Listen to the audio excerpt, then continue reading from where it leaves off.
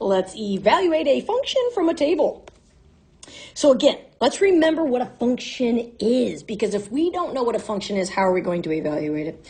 So a function, right, is noted by the f of a value, right? Sometimes we would say like f of x equals negative 3x minus 5.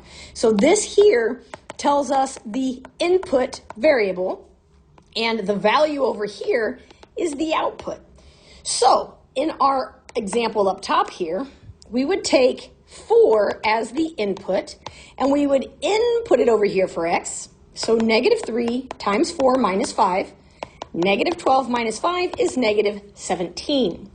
So that means my output is negative 17. So we would say f of 4 equals negative 17.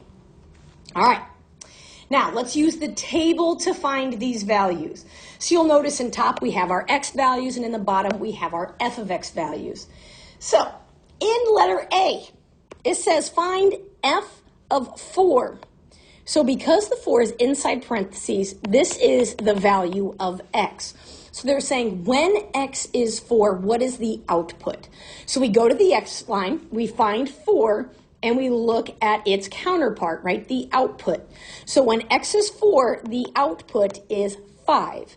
So we would say f of 4 equals 5. All right. In letter B, it says f of x equals 2. So now it's telling us the output is 2, and we are trying to find the input, or the value of x. So along my f of x line, I search for the output of 2. I find it on the end. And I look at the x counterpart, where in this case is 6. So we would say f of 6 equals 2. So x equals 6. Let's do another. Now, we a lot of times will use x and f of x, but you can really use any variables. So here we're going to use n and f of n, function of the input variable n. Okay, so first letter A, f of n equals 7, meaning the output is 7. What is n, the input? So I go to my f of n column, and I find 7. Whoop, there it is. What is the n counterpart to 7? It's 1. So we would say f of 1 equals 7, or n equals 1.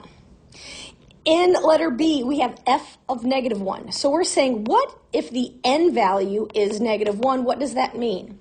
So in the n column, I find negative 1, and I look for the output counterpart. So here, f of n is 6.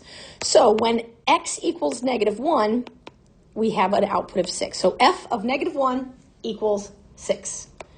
And that's it.